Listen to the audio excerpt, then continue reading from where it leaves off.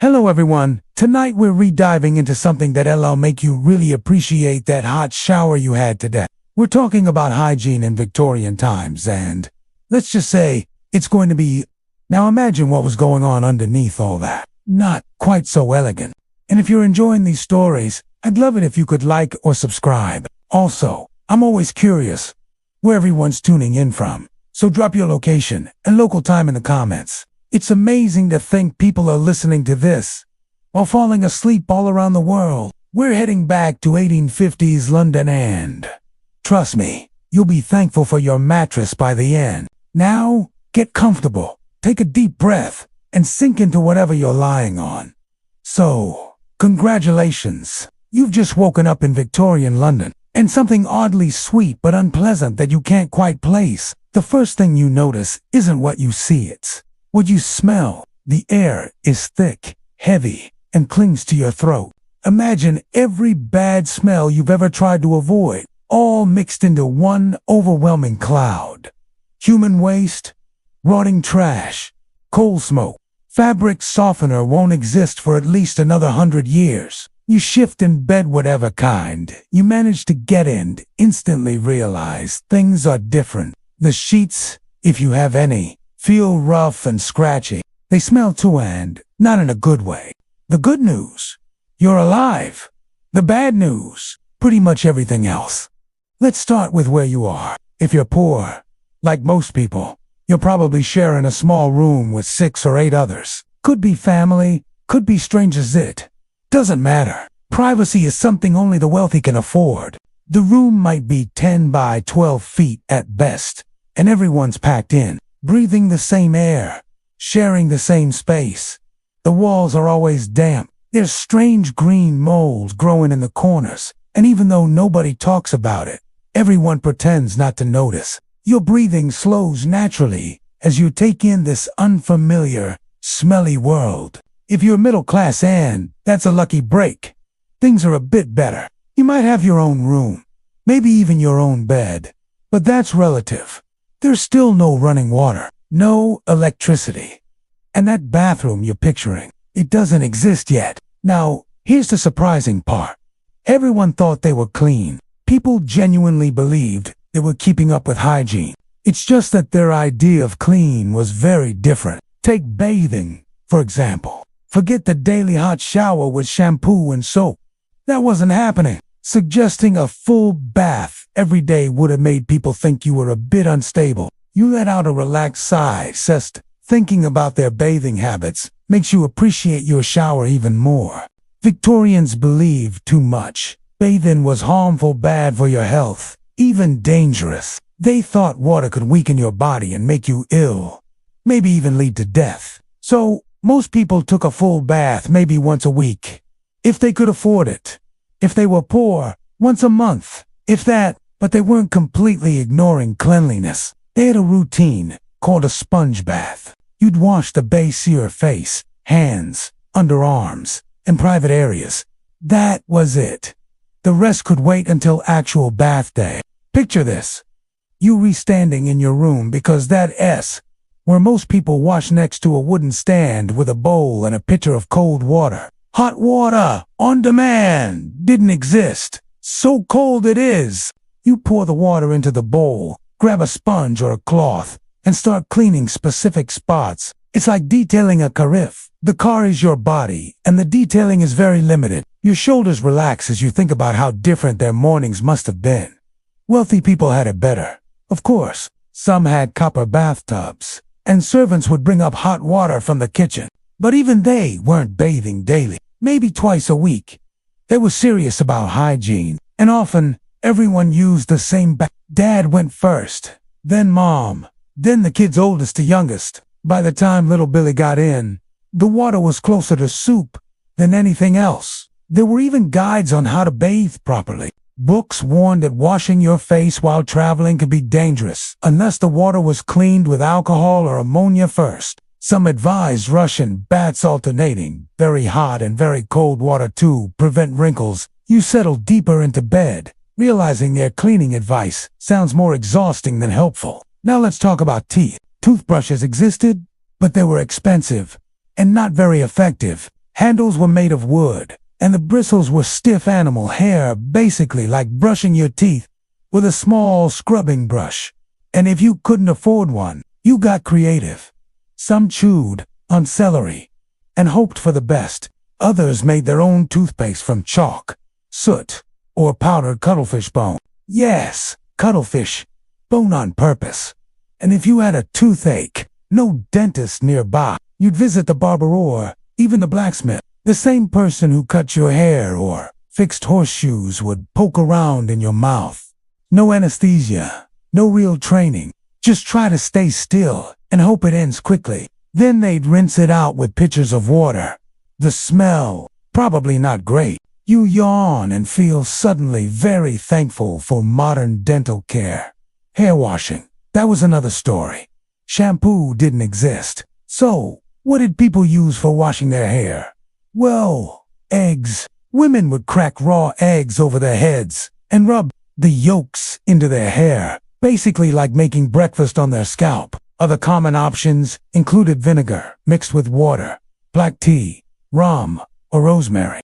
If it was liquid and in the kitchen, chances are someone tried it on their hair. The wealthy had access to fancier mixtures, but even those were homemade from whatever was available. And here's the surprising part.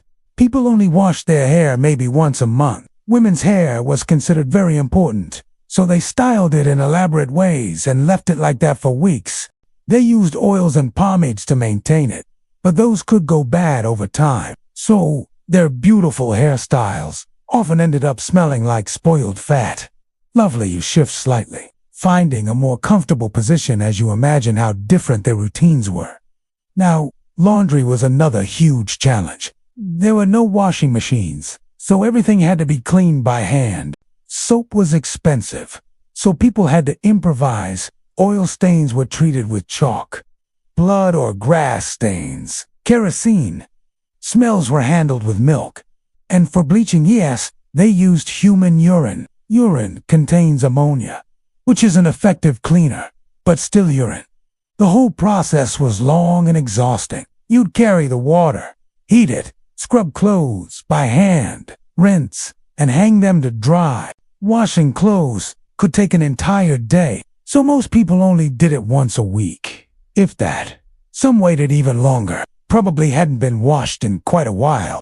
That meant people wore the same clothes for days, sometimes weeks. Those classic Victorian outfits. Breathing deeply. You think about how much work it took just to stay somewhat clean. Let's talk about underwear rather.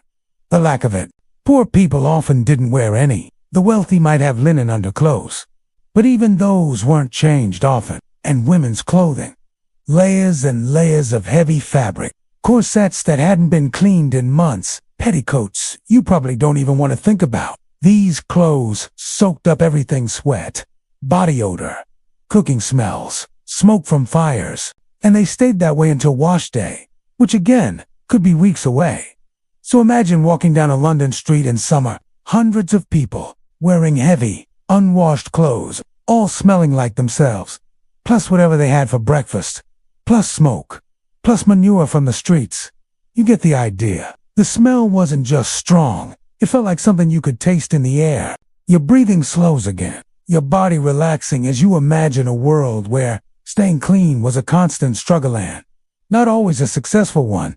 And that was just personal hygiene. We haven't even touched on the streets yet. In the 1850s, London had about 2 million residents. That's a lot of people and a lot of waste. There was no organized trash pickup, no street cleaning. People just tossed their garbage out the window, where it would pile up and rot. It attracted rats and all kinds of other problems. And human waste. That's a whole other issue. Most homes didn't have toilets. Instead, people used chamber pots, basically buckets kept under the bed. Once full, someone had to empty it, sometimes into a shared outdoor toilet, sometimes directly into the street. There were workers called night soil men. They emptied the cesspools and outdoor toilets, but only at night, because the job was considered too unpleasant for daylight. And where did all that waste end up? Mostly in the Thames, London's main river, the same river people used for drinking water. Let that sink in for a second. You settle deeper into bed, muscles loosening as you imagine living in a place where the river you drink from is also used as a giant sewer. Horses made things even worse. London ran on horsepower carriages, delivery wagons, public transport, and horses produce a lot of waste. One horse could produce about 35 pounds of manure per day. Multiply that by thousands of horses, and you get the idea. This waste would gather in the streets. When it rained, it would flow through the roads and streams. When it was dry, it would bake in the sun, turning into dust clouds. Dust that, yes, people breathed in.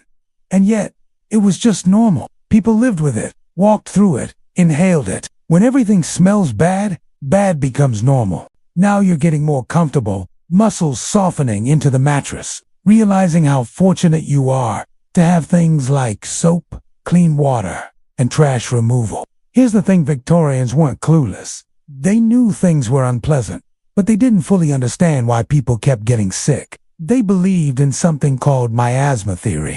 It was the idea that bad air or bad smells caused illness. If something smelled awful, it could make you sick. And honestly, they weren't completely wrong. Bad smells often came from bad sanitation, and poor sanitation absolutely led to disease. But they believed the smell itself caused the illness, not the unsanitary conditions behind it. So their solution: perfume. Lots of it. Instead of addressing the root of the odor, people tried to cover it up. The wealthy used expensive fragrances. The poor used whatever was available: sheep, cologne, flowers, herbs. But here's the problem with masking the scent of unwashed dirty clothes and sewage-filled streets with perfume. It doesn't work. It creates a strange, sweet smell that somehow makes things worse. Imagine vanilla air freshener mixed with a portable toilet. That's the kind of scent many wealthy Victorians walked around with. A relaxed sigh escapes, and you feel thankful for modern hygiene and disease prevention. Women had an especially hard time. Their clothes were more complicated: multiple layers of heavy fabric, corsets that made breathing harder, and long skirts that dragged along the dirty streets. They were also expected to look perfect at all times. Makeup existed, but it was dangerous. Face powder often had lead in it. Rouge contained mercury. People didn't know these chemicals were harmful. So many Victorian women were slowly poisoning themselves for beauty. Hair dye was worse. A popular product called Holland's Hair Renewer claimed to cover gray hair and bring back its natural color. Its main ingredient: lead. People were rubbing lead directly into their scalps, not understanding why they always felt unwell. Your shoulders drop slightly, easing tension as you reflect on how far we've come in understanding chemistry and safety. And then there were the beauty routines. Without modern skincare, people found creative alternatives. They used lemon juice to lighten freckles, butter to soften dry skin, and even raw meat as face masks. Some would sleep with slices of beef on their faces, believing it would keep them looking young. The smell inside a Victorian bedroom, especially a wealthy one, filled with these treatments, must have been ... complicated. Raw meat, lead-based cosmetics, unwashed hair, with spoiled pomade, and layers of perfume, trying to mask it all. But somehow, they managed. They adjusted. They found ways to feel clean and attractive within the limits of their time. It's actually kind of admirable. They worked with what they had, and made the most of the knowledge they had access to. You're getting cozy now, sinking further into your bed. There is something impressive about their creativity and their methods. Dante makes sense to us today. The wealthy had help, of course. Maids to empty chamber pots, dressers to handle clothes, bath attendants to heat and carry water. But those same servants were often even dirtier than the people they served. They didn't have time for their own hygiene while caring for others. Poor people just did what they could. They shared what they had, helped one another, and accepted that cleanliness was a luxury.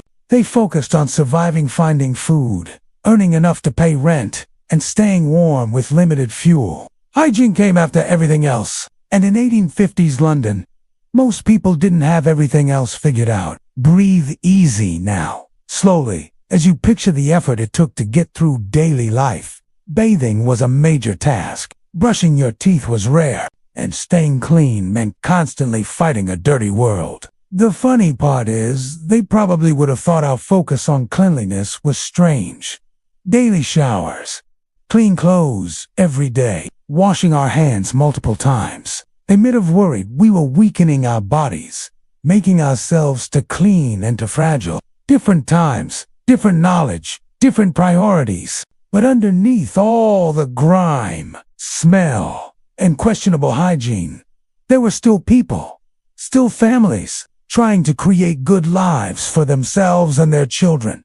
They fell in love, they told jokes, they worried about money, they celebrated birthdays. They hoped, dreamed, and feared just like anyone else. They just did it while smelling a bit worse. You sink deeper now. That heavy, calm feeling spreading across your body as Victorian London begins to feel more real, more human despite its challenges and discomforts. Now, let's talk about something that will really make you appreciate indoor plumbing. Victorian toilets, or more accurately, the lack of them. You know that bathroom down the hall? The one with running water, toilet paper, and a comfortable seat. Forget it. Most Victorians had never seen anything like that. Instead, they had other setups. Your muscles relax as you think about how simple modern bathrooms are. If you were parent, most people were you. Shared an outdoor toilet with up to 100 other families. Picture it. A wooden shack built over a deep pit in a shared courtyard. No privacy. No toilet paper. No way to wash your hands afterward. Just a hole in the ground with a wooden seat on top. And the smell, especially in summer, was overwhelming. It hit you like a wall as you approached. Then there were the fly swarms of them, buzzing around the opening. You just had to deal with it. A yawn slips out, and you feel a wave of gratitude for modern plumbing. The wealthy had a slight improvement. The water closet, early indoor toilets installed inside the home. Sounds impressive. But here's the problem. They didn't have modern plumbing. So, where did all that waste go? Straight down into a cesspool in the basement. Yes, a large, open pit of human waste directly beneath the house, just sitting there, slowly fermenting. The idea was that someone would eventually come to empty it, but that didn't always happen on time. When the cesspool overflowed, the smell would rise through the floorboards. Entire homes would begin to stink. People would wake up feeling ill from the fumes that had built up overnight. So, they'd call the night soil men. These were workers who specialized in emptying cesspools and outdoor toilets. They only worked at night because the job was considered too disgusting to be done during the day. Imagine that.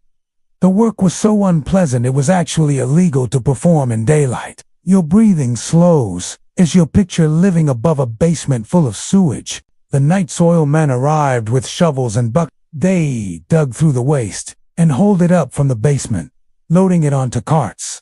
The smell during this process was overwhelming. Neighbors would shut their windows, seal doors with rags, but the odor still found a way in. And where did the waste go after that? That's where it gets interesting. Human waste was actually valuable. Farmers needed fertilizer, and human waste makes excellent fertilizer. So, night soil men sold it. They transported it to farms outside the city, where it was spread on fields. That meant the vegetables people ate for dinner were often grown in soil fertilized with waste from a city struggling with cholera, typhoid, and who knows what else. It was, to put it mildly, an unpleasant cycle. You shift slightly, feeling more comfortable and grateful for today's farming standards. But even that system was starting to fall apart by the 1850s. London had grown too big. Too many people, too much waste. The night soil men couldn't keep up. Cesspools overflowed. Streets flooded with sewage after rain. Disease spread fast. People got desperate. Some gave up on cesspools altogether. They dumped their chamber pots straight into the street, out the window, or into nearby rivers and streams. And all those waterways led to the Thames, London's main source of drinking water. So yes, people were drinking water contaminated with their own sewage, and wondering why illness kept spreading. Your shoulders drop a little letting go of tension. As you think about how clear the connection seems today, the government knew it was a problem. Scientists knew it. Everyone with a nose knew. But no one could agree on a solution. Some suggested building more cesspools. Others wanted to dump everything into the Thames and let the river carry it away. And some thought people should just accept that London had always smelled bad. After all, then came the summer of 1858, and everything changed. It was hot, unusually hot. Weeks of high temperatures and no rain. The Thames dropped to low levels, exposing thick layers of sewage along the banks.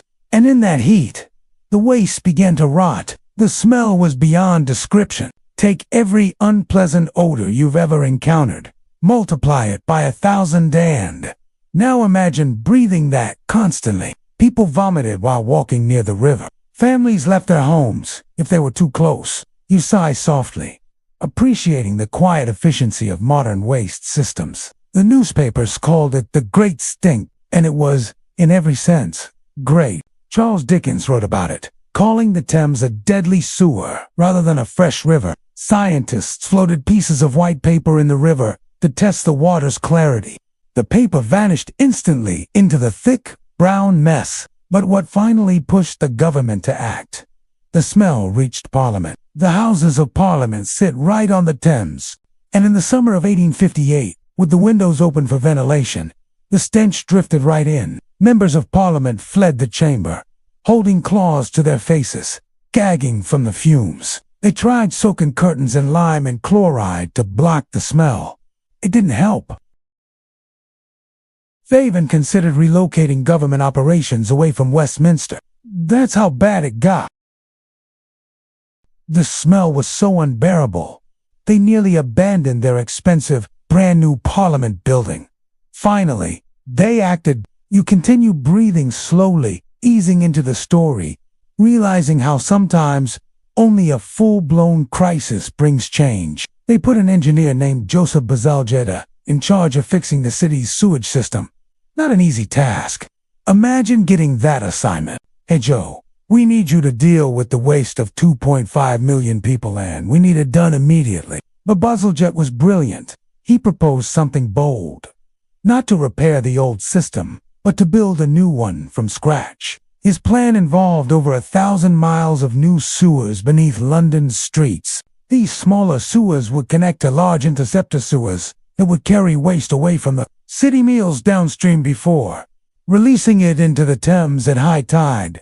The scale was massive. Crews had to dig up streets, demolish neighborhoods, and relocate thousands of families. They built huge pumping stations to move waste uphill. Millions of bricks were used. New embankments were constructed along the Thames to hold the new sewer lines. Your breathing slows deep and steady as you imagine the enormous effort it took to bring clean, safe sanitation to a growing city. Imagine the sheer amount of work this must have taken. It went on for years. Constant construction, constant noise, non-stop disruption, streets torn up everywhere, the air filled with the scent of cement and brick dust, mixing with the ever-present odor of sewage. Workers covered in mud and worse, digging tunnels deep underground.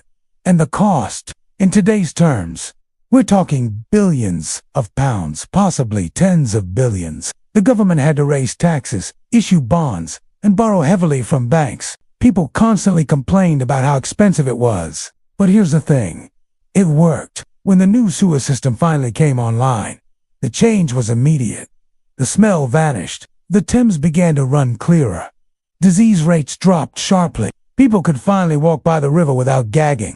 It felt like magic. After years of living with the stench, it was suddenly just gone. You sink deeper into bed, wrapped in that heavy, comforting feeling, imagining what it must have been like to finally breathe clean air again. The system wasn't perfect.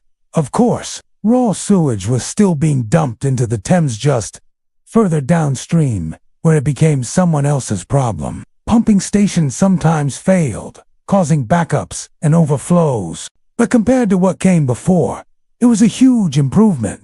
Sadly, not everyone benefited right away. Wealthier neighborhoods were connected first. Poorer areas, had to wait sometimes for years. While the rich enjoyed clean streets and fresh air, the poor still dealt with overflowing cesspools and sewage in their alleys. Some things never change, but over time, even the poorest areas improved.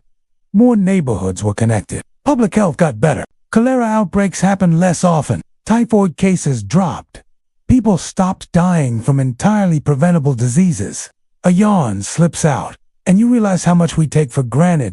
Clean water, working toilets, toilet paper. Speaking of toilet paper, it wasn't really a thing yet. The first commercially made toilet paper wasn't available until the 1870s. Even then, it was expensive and not widely used. So what did people use instead? Whatever they could find. Old newspapers were common among the middle class. In rural areas, people used corn cobs, leaves, if available, rags that could be washed and reused. The wealthy sometimes had soft cloths, or even and with no running water in most bathrooms. Washing your hands afterward wasn't a regular practice, which brings us back to disease. There was so much of it. Cholera was the worst. It swept through London in waves, killing thousands each time. The poorest neighborhoods suffered most, but the disease didn't spare the rich. Doctors didn't know what caused it. This was before germ theory, before people understood bacteria and viruses. Most believed cholera came from bad air.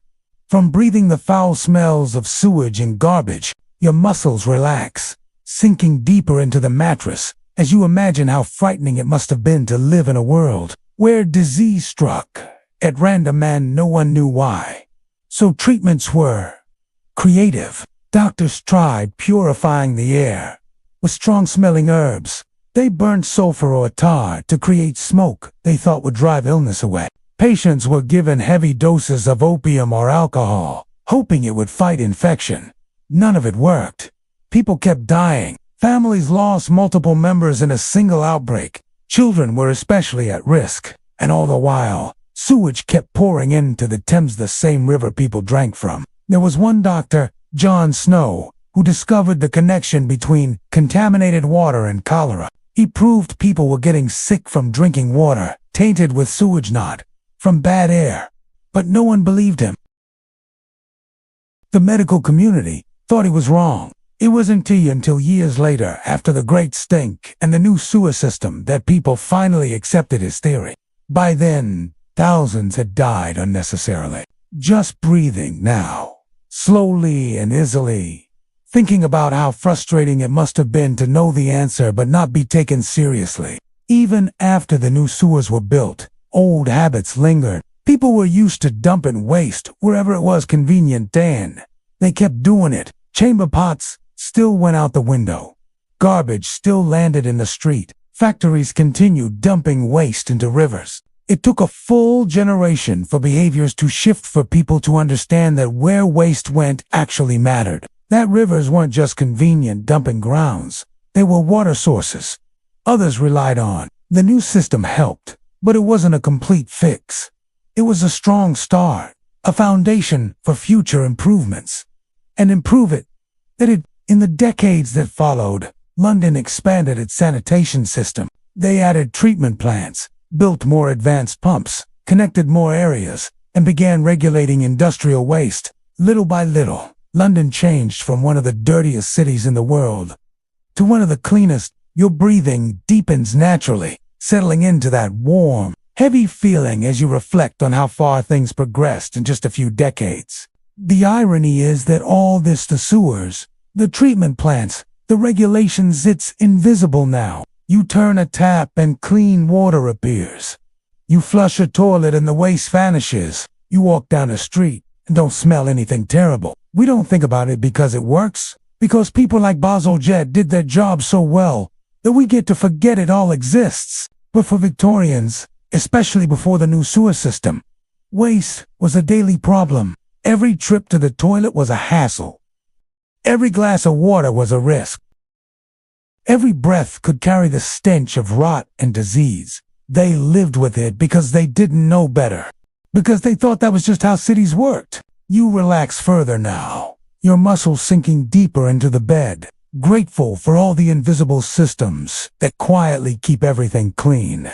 that make modern life possible. Even their clothing reflected the reality of living in a dirty world. Dark colors were popular because they hid stains better. Heavy fabrics were preferred since they lasted longer between washes. Elaborate patterns and decorations helped hide marks and smudges. Fashion wasn't just a bad appearance. It was about looking decent in a world where staying clean was nearly impossible. Women's long skirts weren't just stylish, they were useful. They hid dirty shoes and stockings and swept along the ground, picking up mud and debris. But that was better than exposing your legs to the filth in the streets. Men's dark suits worked the same. Wake-old dust, horse manure, and sewage all blended into dark wool. A gentleman could walk through London and still look fairly clean when he arrived at his destination. That's itness. And relaxed, thinking about how every part of daily life was shaped by a world that was hard to keep clean. And still, people managed. They found ways to enjoy life, to celebrate, to see beauty around them, despite the dirt and difficulty. They fell in love, got married, raised families. They wrote poems, painted, made music. They lived full human lives, just surrounded by a lot more waste. The transformation that took place during the Victorian era, from the mess of the early 1800s to the relative cleanliness of the early 1900s, was one of the biggest improvements in public health in history. It saved millions of lives. It made modern urban living possible. It proved that with enough determination and smart planning, even massive problems could be solved. Your body feels heavy and calm, settling deeper into the mattress as you think about the creativity and determination it took to deal with challenges most of us never have to face. But let us talk about something that really shows how different things were. Women's hygiene during their monthly cycle. You know, all those convenient products you can buy at any store, today designed for comfort and reliability. Yeah, none of that existed. Your muscles soften as you consider how much easier daily life is now, even for basic bodily needs. Victorian women had to come up with their own solutions. And by solutions, we mean using whatever they could find at home. Most used cloth rags, literally. Strips of fabric torn from old clothes or linens. They'd fold them up, position them as best they could, and hope it held up. The rags could be washed and reused, which helped since fabric was expensive. But washing them was yet another chore. You had to rinse them in cold water. Water would set the stains, then scrub with whatever soap you could afford, and hang them up to dry. And where do you dry menstrual cloths? You couldn't exactly hang them outside for everyone to see. So they dried them in bedrooms, basements, any private space where they wouldn't cause embarrassment. A quiet sigh escapes, and you suddenly feel thankful for modern options. Wealthier women had it a bit easier. They could afford softer fabric, or maybe cloths made specifically for that purpose. But the system was still basically the same. Rags, wash, reuse, repeat. The very wealthy might have had servants do the laundry, but that meant your most private hygiene was being handled by people you didn't know well, people who were probably discussing it in the servants' quarters. Privacy wasn't really a thing when it came to personal care. And the medical ideas around menstruation, they were strange. Doctors believed it was linked to hysteria. Some thought women became temporarily unstable during their periods. They prescribed odd treatments, cold baths, bloodletting, even doses of mercury. Yes, mercury, the toxic metal, was given for menstrual cramps. Your breathing slows as you think about how little doctors understood about the female body. The first disposable menstrual products didn't appear until the late 1800s, and even then they weren't very practical. Early tampons were just cotton wads with no app. Pads were large and clumsy and had to be held in place with a belt. They were also expensive to pricey for most women, so the rag method remained common well into the 20th century. At least by then, people were beginning to understand that menstruation was normal. It wasn't a sign of moral weakness or mental illness. Women didn't need to be isolated or treated like they were sick. Progress but slow. Now, speaking of medicine, Victorian medicine was experimental, to say the least. Doctors didn't really know what caused most diseases, so treatments were basically educated guesses, and some of those guesses were alarming. Doctors believed illness came from having too much blood, so they drained it. They used leeches, made small cuts, or applied special cups to draw out blood through the skin. Feeling tired. Too much blood. Headache. Definitely too much blood. Broken bone. Still probably too much blood. Just breathing now. Calmly. Thinking about how scary it must have been to get sick when the treatment could be worse than the illness. Mercury was the wonder drug of the day. Doctors gave it for nearly everything: syphilis, depression, constipation, even for teething babies. Yes, babies. They didn't realize mercury causes brain damage, kidney problems, and birth defects. They just noticed it seemed to do something and kept prescribing it. So people would go to the doctor with something small, be given mercury, and then develop new symptoms which would treat it with more mercury. It became a dangerous cycle that likely harmed more people than it helped. Opium was also a go-to remedy. Can't sleep. Opium. In pain. Opium. Baby crying. Give the baby opium. Yes, again, baby. There were even over-the-counter medicines marketed to mothers, like Mrs. Winslow's soothing syrup, which was basically just opium in a bottle. It worked instantly, but it was incredibly risky. Your shoulders relax, tension slipping away as you realize just how dangerous life was. But then when people didn't understand how drugs really worked, the thing is, opium did work.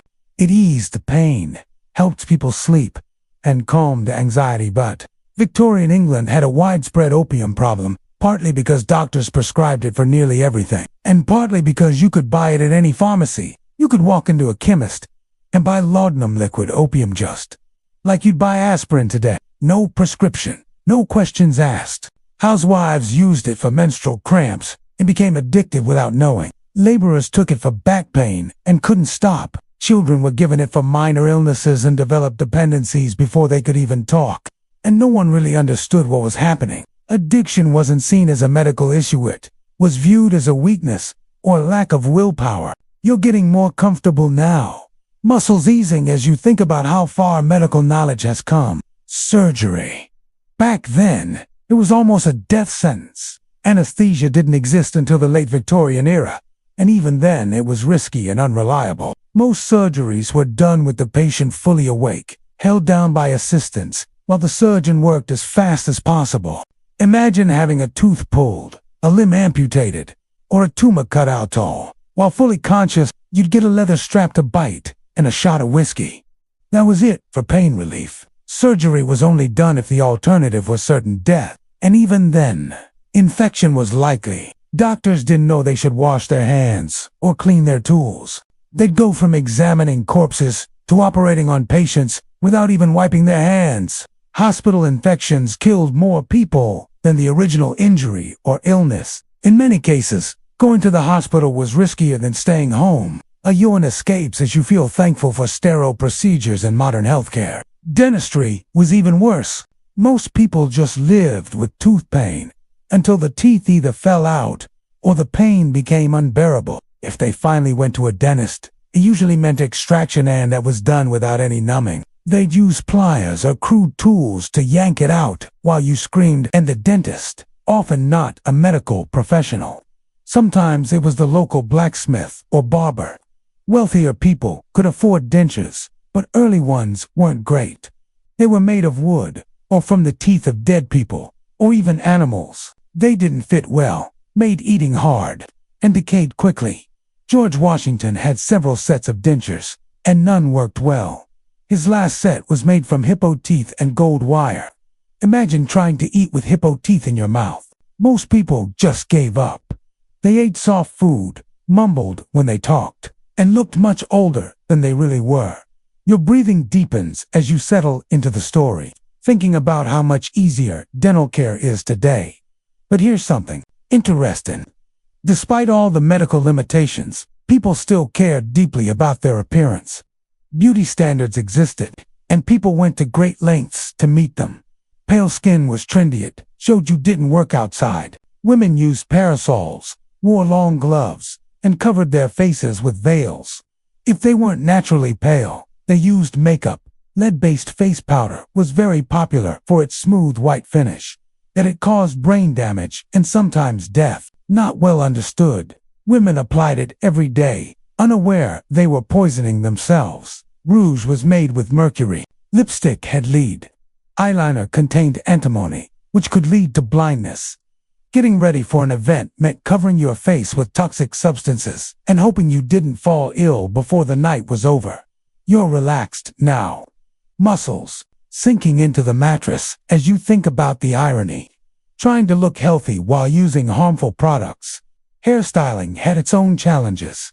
Without modern products, women improvised. They used sugar water for hold, beer for shine. They curled their hair by wrapping it around rags or sticks and sleeping that way. And since hair washing happened maybe once a month, those products just built up. Layers of sugar, beer, pomade, and powder turned into a crust almost like a helmet. The smell, likely a mix of sweet, sour, and stale. Wealthy women sometimes wore wigs instead of styling their own hair. These wigs were elaborate, decorated with feathers, jewels, even tiny model ships or gardens. But wigs had their own issues. They were heavy, hot, attracted lice, and were costly to clean and restyle.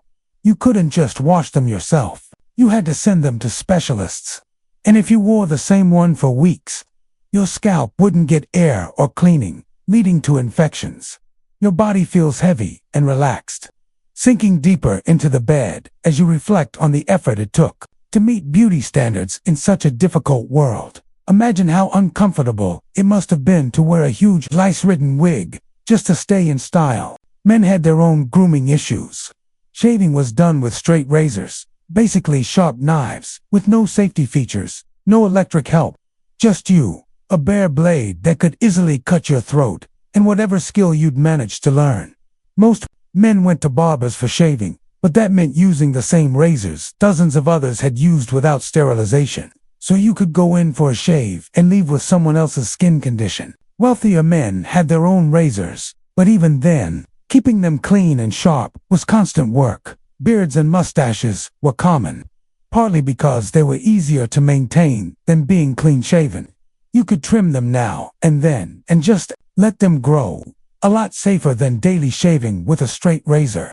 But facial hair also trapped food, tobacco, dust, and everything else in the air. A mustache was basically a filter for Victorian pollution. A quiet sigh, and you're thinking how much easier and safer modern grooming has become. Public baths started gaining popularity in some areas, which was a major improvement for people who didn't have bathtubs at home. These were large pools where many people bathed at once, but they had their issues. The water wasn't changed often, and people with various illnesses or skin conditions all used the same space. There was no filtration or chemicals to kill bacteria. So, while public baths were cleaner than nothing, they were also great places to catch whatever the last bather had. Still, many people relied on them. It might be their only chance at a full body wash.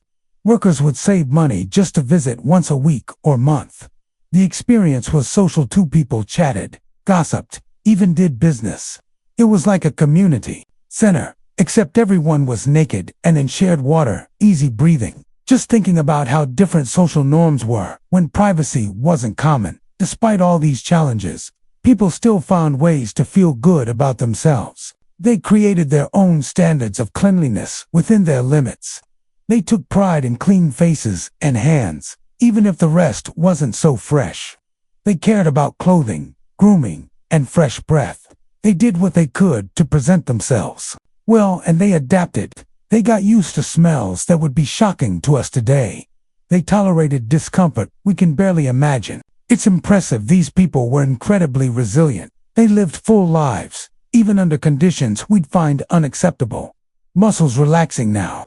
As you reflect on the flexibility and strength of people in the past, children grew up in this environment and thought it was normal. They played in streets filled with garbage and sewage. They helped with laundry and chamber pots and all the unpleasant parts of daily life. And still, they found time to play, to laugh, to be kids. They adjusted, the way children always do. The wealthy tried to protect their kids from the worst, But even they lived without antibiotics, vaccines, or basic knowledge of hygiene. Child mortality was painfully high. Families often had many children, knowing some might not survive. Parents couldn't protect them from diseases they didn't understand, but people still fell in love, got married, and raised families. They still celebrated holidays, hoped for the future, and lived human lives just in a harder world, feeling cozy now, truly settling in, appreciating all the unseen systems that protect us today. Let's talk about food, because Victorian food hygiene was, to put it gently, a nightmare. Not because they ate healthily, but because most of the food wasn't safe. Your muscles relax thinking about that clean fridge in your kitchen, full of safe food. Refrigeration didn't exist. Some had ice boxes, but ice was expensive and hard to store. Most food was just kept at room temperature, which meant meat spoiled quickly. Milk would sour within hours on a warm day. Vegetables rotted fast without proper storage. So how did people manage? They got creative, though not always in good ways. Salt was the go-to method. Meat would be packed in so much salt, it was basically preserved like a mummy. It lasted longer, but was extremely salty, tough, and had little nutrition left. Smoking was also common. Meat was hung in smokehouses for days or weeks to dry out. It preserved it, but the result was basically charcoal-flavored jerky, not great for long-term health. A yawn escapes as you think about how thankful you are for modern food safety standards. Pickling was another popular method. Vegetables, eggs, onions, even meat were soaked in vinegar or brine for months. The acid killed bacteria, but made everything taste strongly of vinegar. Imagine eating pickled food every day for months. And when those methods weren't an option, people just ate food that was already turning. Meat turning green. Cover it in spices and cook it well. Souring milk. Turn it into cheese. Moldy bread. Cut the mold off and eat the rest. People developed strong stomachs because they had no choice. Breathing slows naturally now as you consider how easy it is today to avoid food poisoning. The scariest part, people didn't know what was safe. No expiration dates. No inspections. No knowledge of bacteria. They'd eat spoiled food and blame the sickness on bad air, bad luck, or evil spirits. Milk was especially risky. Vendors often watered it down to stretch it further, and the water was usually from the same polluted sources everyone drank from. So you'd buy milk and end up with a mix of waterborne illness and a splash of dairy. There was no baby formula. If a mother couldn't nurse, babies were fed cows or goats. Milk often spoiled or contaminated. Digestive issues were a major cause of infant death. Even when food was fresh, preparation was dangerous. Kitchens were dirty. Knives weren't cleaned properly. No one knew about cross-contamination. You'd cut raw meat on a wooden board and then slice bread on the same surface. Getting more comfortable now, thinking about how many unseen systems protect your food. Workplaces made things worse. Factory workers were covered in soot or chemicals all day. Then they'd come home and handle food with the same dirty hands. Many ate right on the factory floor, surrounded by toxic machinery. Miners ate underground in air filled with coal dust and minerals. They developed black lung and ate meals while breathing harmful fumes.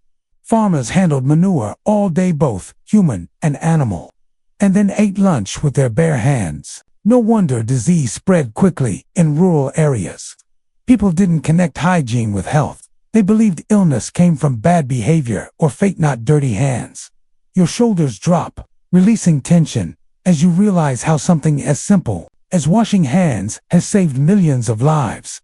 Even the wealthy had food safety issues. Their cooks might have been better trained, but they still worked with spoiled ingredients and unclean water.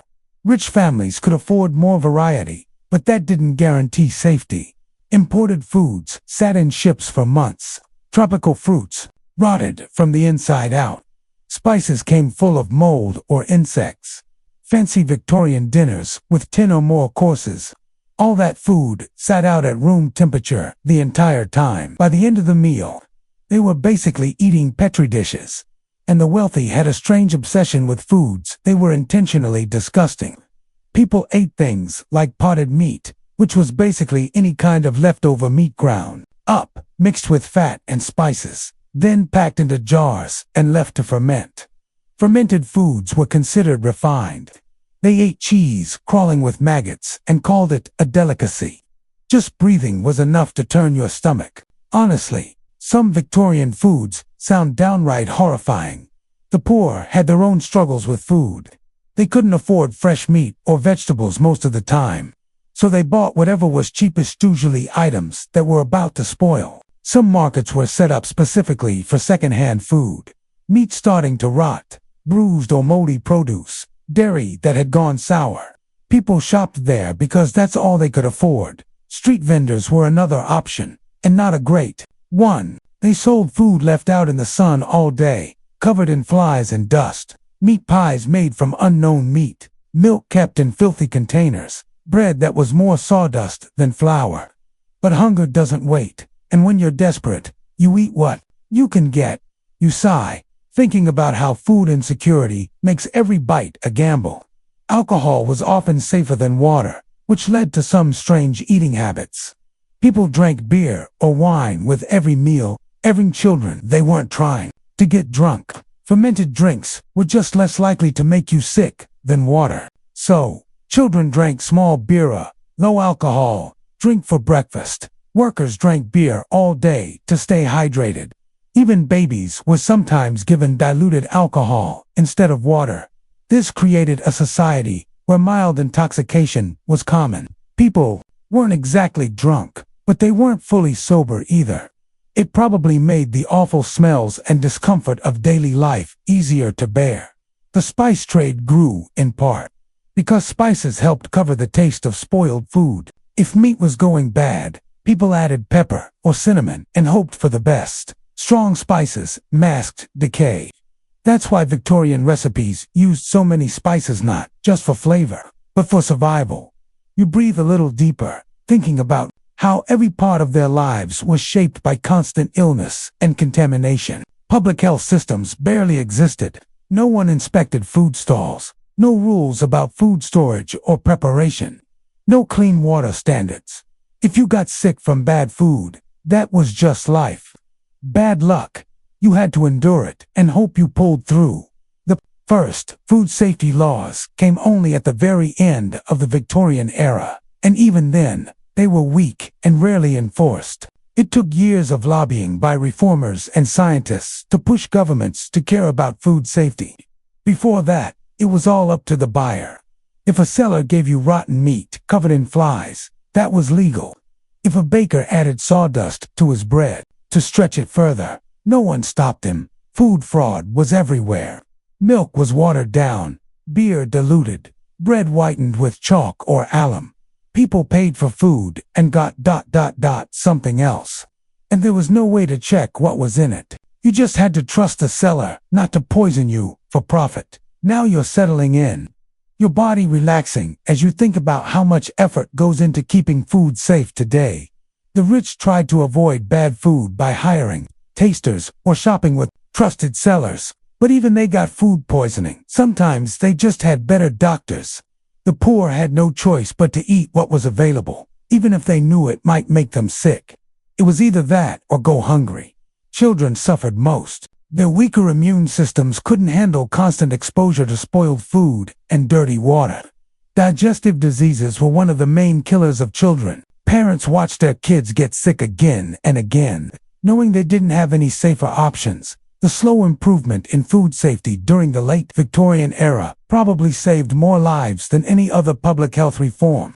Once people could trust their food, overall health began to improve. But it took decades of research, activism, and political pressure to make that happen. And even then, progress was slow and uneven. You're really relaxing now, thinking about all the hidden systems that protect your health. Personal hygiene also began to improve, but slowly. The rich led the way, partly because they could afford clean water and soap, and partly because social expectations pushed them to look respectable. Middle-class families started bathing more, maybe twice a week instead of once.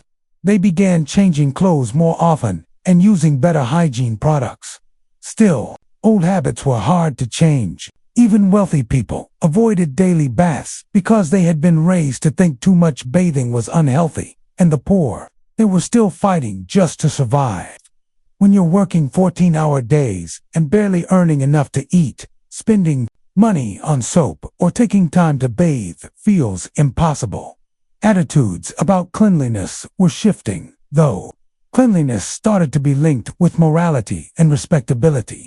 Dirty people were seen as lazy or bad, no matter their actual situation. This created pressure to at least look clean. Even if you couldn't afford to be clean, people washed their faces and hands, kept visible clothes tidy, and hoped no one noticed the rest. Your muscles are heavy now, melting into the mattress as you think about how hard it was to keep up appearances. Cheaper soap made a big difference. Early Victorian soap was expensive and harsh. It was made from lye and animal fat, and it could damage your skin. But as production methods improved, soap got cheaper and gentler. Companies began making different soaps for different uses: gentle ones for the face, strong ones for laundry, medicated ones for skin problems. This changed everything. For the first time, ordinary people could buy soap that met specific needs, instead of just using whatever was available.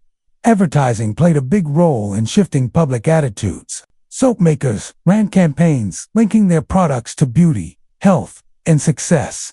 Ads showed before and after pictures of people who looked better after using their soap. They told stories about how being clean helped you fit in and move up in society. These ads seem silly today, but they worked. They made cleanliness seem important, attractive, and within reach. You're breathing evenly now. Thinking about how marketing helped change how people viewed hygiene. Medical knowledge was improving too.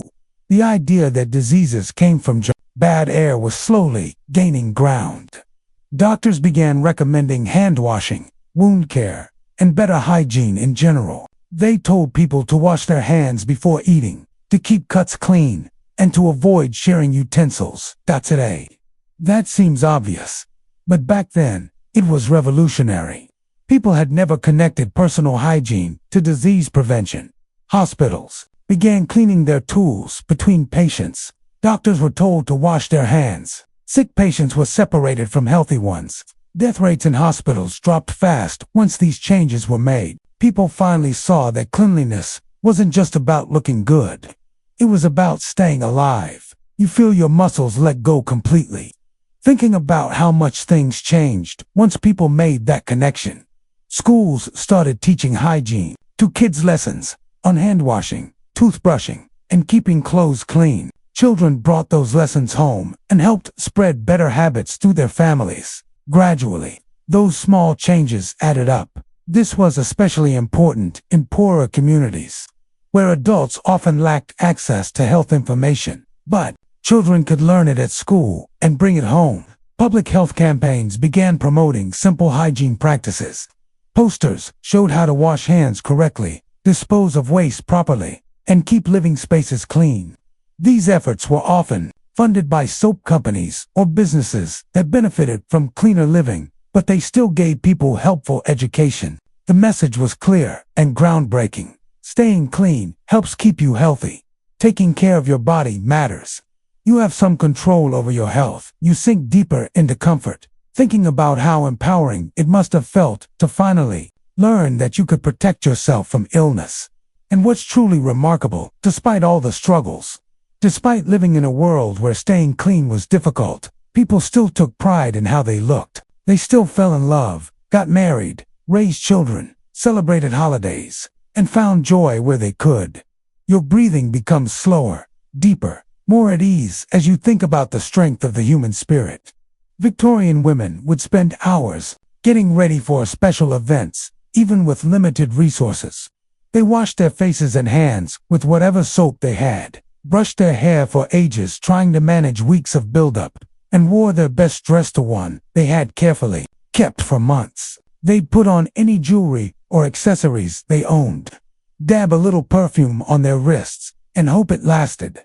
Asterisk, and you know what? They felt beautiful. They felt proud. They felt ready. Because real beauty isn't about perfect hygiene or fancy products.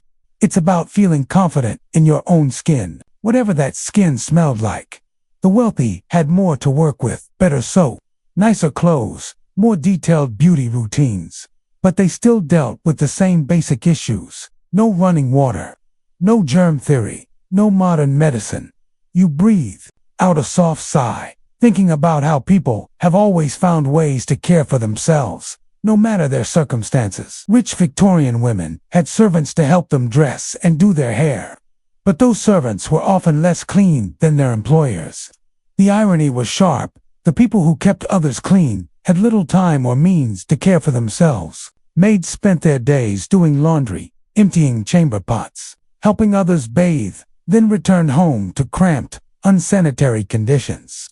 Butlers and footmen wore gloves to serve meals and polish silver, while hiding their own unwashed hands. They stood straight and behaved perfectly while lacking even basic hygiene themselves. Class turned cleanliness into a symbol. If you were clean, you were seen as successful. If you were dirty, people assumed you were poor and probably lazy or immoral too. This created huge pressure on working class people to at least look clean.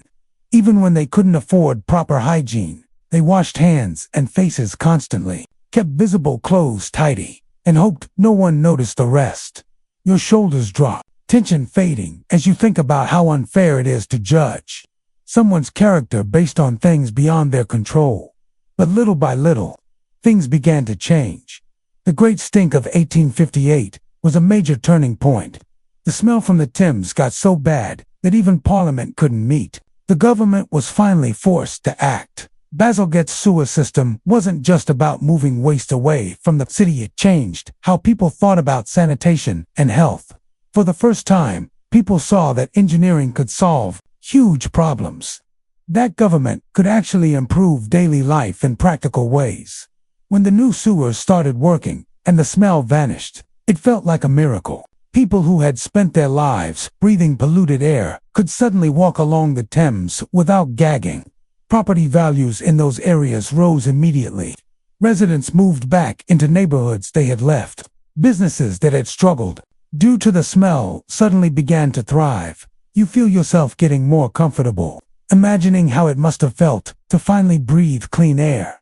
The psychological impact was huge. People realized they didn't have to accept poor living conditions. Change was possible.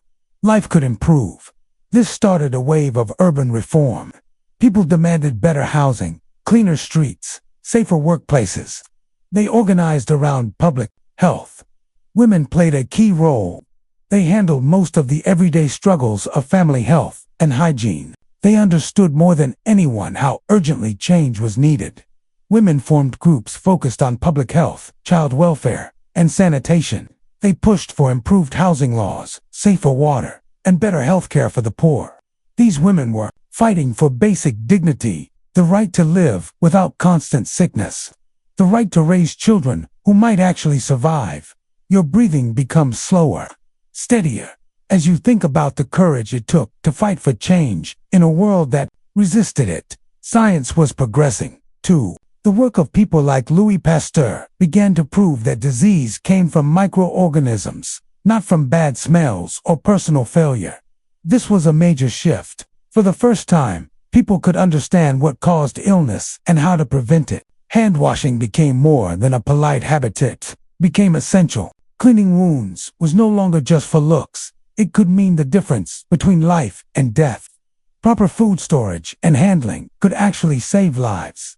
The implications were enormous. It showed that poverty didn't have to mean disease, that with the right knowledge and basic resources, people could greatly improve their own health.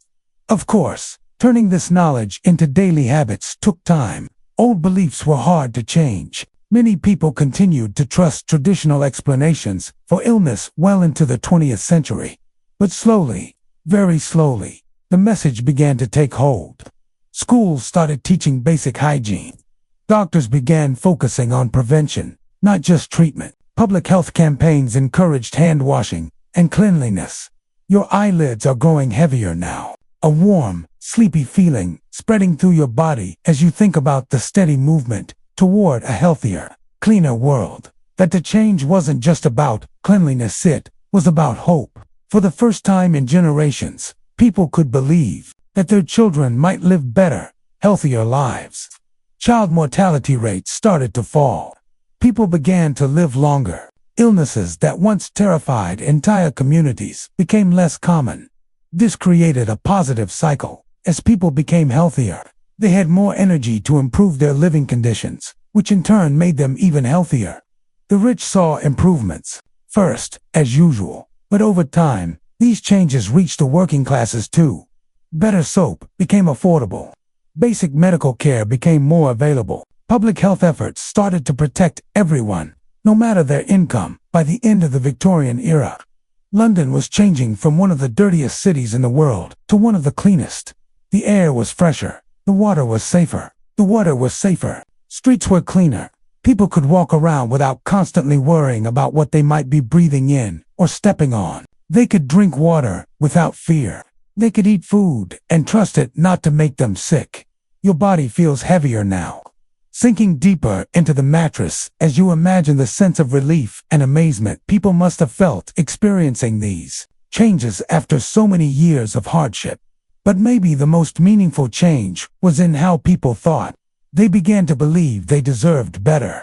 That basic health and cleanliness weren't just luxuries for the rich, they were basic rights. This shift in thinking carried on into the 20th century and helped inspire improvements in housing, workplace safety, healthcare, and social programs. The hygiene reforms of the Victorian era were really about dignity, about the bold idea that everyone, no matter their background or income, deserved to live in conditions that protected their health. Many of the people who fought for these changes never got to see the full results. They spent their lives in the same unhealthy conditions they were trying to fix, but they believed in a better future. They worked toward improvements that would help their children and grandchildren, even if they wouldn't benefit themselves. Your breathing slows even more, becoming calm and steady as you think about the generosity and vision it took to work for a better future they might never see. There's something powerful about that, about people who were struggling just to get by, still finding the time and energy to fight for change. They understood that everyone's health is connected. That disease doesn't care about class. That helping the poorest communities also protects the rest. The Victorian era taught us that even the biggest problems can be solved with enough determination, science, and political effort. The Great Stink seemed impossible to fix. How do you clean up centuries of waste in a city of millions? But they did it. They built a system that still works today. Cholera outbreaks seemed deadly disease with no clear cause, but they figured it out. They discovered the source and created ways to prevent it, saving countless lives. Your eyelids feel even heavier now, that warm, relaxed feeling reaching through your whole body as you think about what's possible when people work together for a shared goal. Now think about your own life, the shower you took this morning, the clean clothes you're wearing, the safe food you ate, the medicine you can use when you're sick. All of these things exist because of work that began during the Victorian reforms, because people living in terrible conditions refused to believe that nothing could change. They couldn't have imagined today's world antibiotics that cure diseases once considered fatal, water treatment systems that serve entire cities, food safety laws that prevent most of the illnesses they dealt with daily. Asterisk, but they dreamed of a cleaner, healthier future, and they took the first important steps toward making it real. Your body feels completely at rest, no soft heavy, comfortable against the sheets. As you think about the long path of human progress, many of the same problems still exist today. Access to clean water and sanitation remains a challenge in some parts of the world. Poverty still puts people at higher risk for illness. Health is still shaped by inequality. But we've learned so much. We understand things that once confused everyone. We have tools and knowledge they couldn't imagine. And most importantly, we have their example. We know that change is possible, that even the hardest problems can be solved with effort, creativity, and hope. Your breathing is deep and steady now. Your body fully relaxed in your clean, safe bed. Think about how different your nighttime routine is from theirs. You brushed your teeth with gentle toothpaste and a clean toothbrush. You washed your face with soft soap and clean water. You put on fresh pajamas. You can drink tap water without fear of cholera. You can eat without worrying about getting sick. You're sleeping in a clean bed, in a room with fresh air, in a home with working plumbing. All of these everyday things, these comforts, are the result of long efforts to improve health and human dignity. The Victorians who pushed for these changes would be amazed and pleased by how far we've come. They'd likely be surprised by our daily hygiene routines, but they would understand why they matter. Your eyelids are growing heavier now. That calm, sleepy feeling moving through your whole body as you take a moment to appreciate the unseen systems that help keep you safe and well. You're lying in a clean bed, breathing fresh air, in a warm room that doesn't smell like waste, smoke, or decay. Your body is clean and at ease. Your stomach is full with safe, nourishing food. These are everyday comforts that took generations to build, benefits made possible by the hard work of millions, many of whom never lived to enjoy them. Tonight, as you fall asleep, you're living the results of all their effort, vision, and determination. Your breathing slows and deepens, your body naturally settling into rest. Let your muscles begin to relax, starting at your toes, your feet, your legs, letting go of any tension still left. Your torso sinks further into the bed. Your arms rest heavily and comfortably by your sides. Your shoulders drop as they let go of the day's stress. Your neck softens, your jaw loosens, and your face becomes calm and still. Your eyelids feel very heavy now, ready to close, ready to rest. Let them close gently. That's it. Just allow your eyes to rest as your breath becomes slower and more steady. You're safe, clean, and comfortable, surrounded by invisible systems designed to protect your health. Your thoughts grow quiet now, moving away from the challenges of the Victorian world and settling into the present, a place where the air is clean, the water is safe, and your bed is soft and warm. Breathing slowly and calmly, you feel yourself sinking deeper into ease and comfort, letting go of the day, letting go of any tension or worry, just resting in this quiet space of comfort and appreciation. Your body knows how to rest. It knows how to heal and restore itself. You can simply allow it to do what it does best, deeper and deeper into rest, into steady, peaceful sleep where your dreams are calm and your rest is full. You are safe. You are clean. You are comfortable. Let yourself drift now, gently, into sleep. That's it, just letting go. Sinking fully into quiet, restorative sleep. Sleep well.